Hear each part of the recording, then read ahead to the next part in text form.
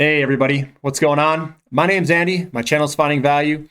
If you like making money, if you want to know more about commodities or just overall investing strategies, this channel's for you. Subscribe to the channel, give me a thumbs up for this content. And if you guys have questions on anything, put it in the comments section.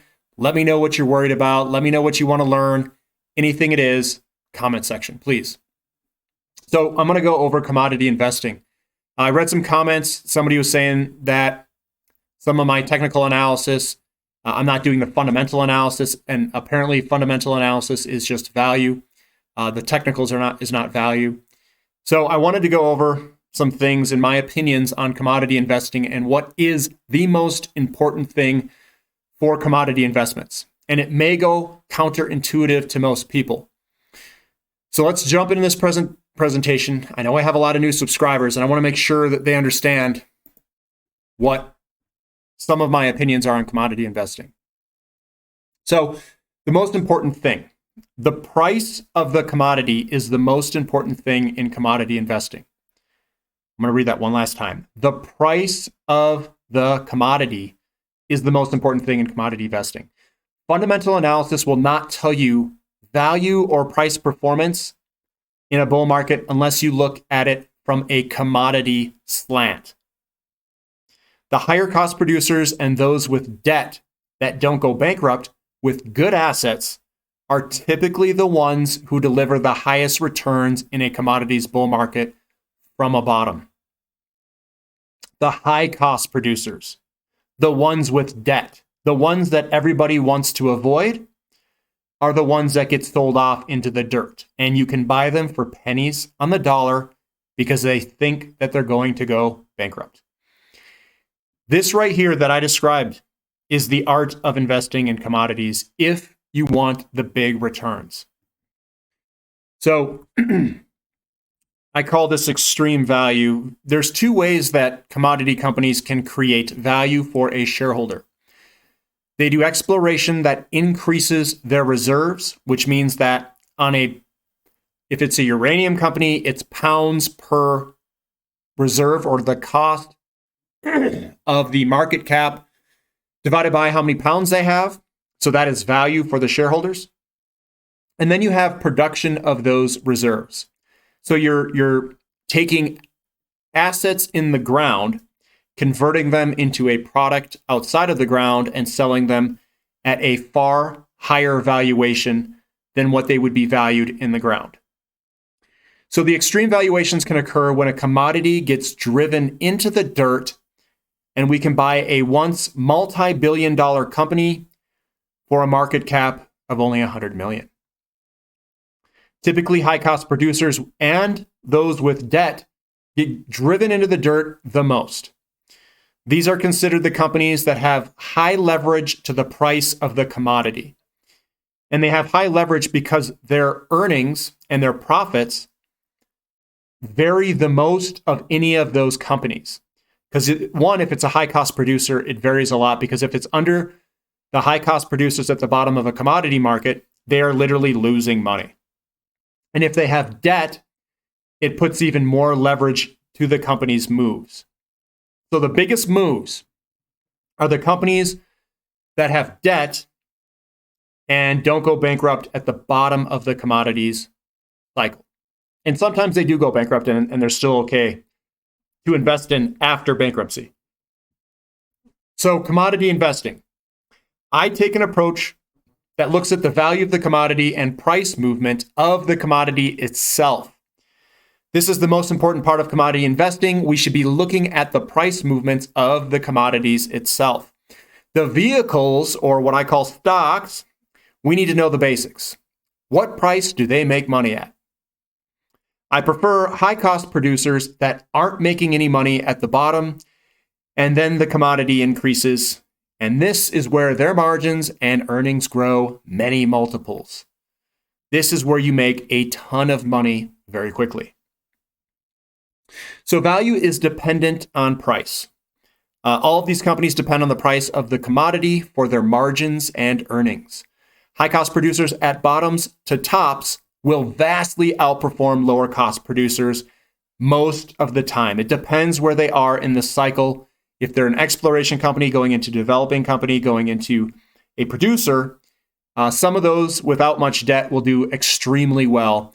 But typically, if it's a company that's already been established, the ones that are high cost producers with debt do the best. They get driven into the ground the most, and then they'll go to the upside the most when the commodity reverses and goes up to very high levels.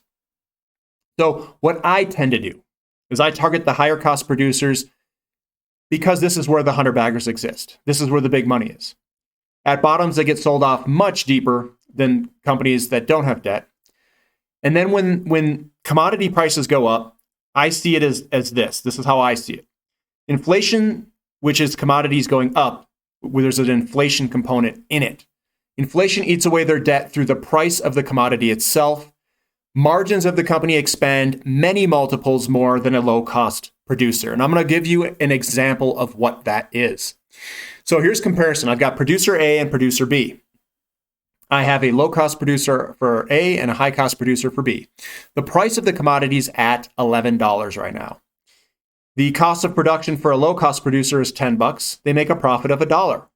And on the right-hand side, producer B, the cost of production is $15. Price is $11. They're losing $4. They have a loss of $4. Profit of -$4. So the price goes to $20 of that commodity. Producer A, their profit's now $9. So it went from $1 to $9, which is an increase of 9 times their profits. That's a big return. Now let's look at the one on the right. The price goes to $20. They were losing $4, but now their profit is $5.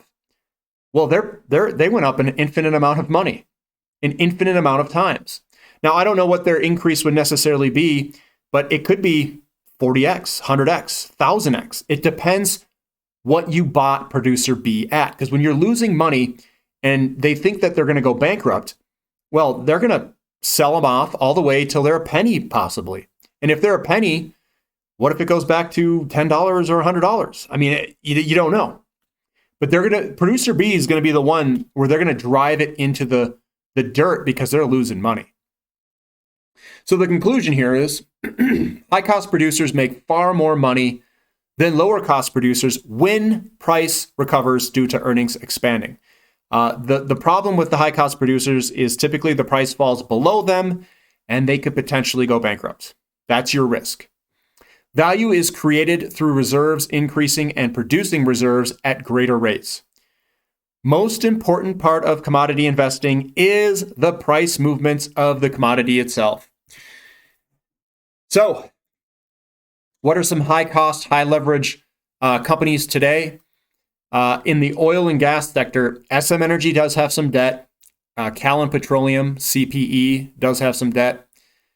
MCF is it doesn't have as much debt. That's Contango. So we own some with debt. We own some without debt. Contango is just a small company that's acquiring a bunch of assets at the bottom of an oil. We'll call it an oil bottom before the super cycle comes. A couple of other companies. I think Tellurian may have a little bit of debt. I'm trying to remember if Tellurian does, but there's a couple of other ones that we have that has some debt. Maybe Grand Tierra does. I'd have to look again. But those with debt typically get driven the most into the ground. You buy those, and then those just come exploding up when the price of the commodity comes up. We are entering a super cycle. We should be looking for companies and spreading across a variety of those that have debt, those that don't have debt, high-cost producers that have zero debt, high-cost producers that have debt. You buy them all. You spread them out, and whatever those return over the bull market, it's going to be our return. We're going to capture those returns of the high-cost producers that can deliver massive returns, or companies that are early in their development phase for going into production at some point. Those are the ones that I like. Obviously, you can choose larger companies, mid-cap companies, ones with a lot lower risk and a lot lower volatility. So if you guys like this content, subscribe to the channel, give me a thumbs up, leave comments below on what you guys think. What are your high-cost producers? What are some companies that you guys think will absolutely crush it for this next commodities bull market? Let me know in the comments section. I'd love to hear your opinions on it. Thanks for listening. This is Finding Value.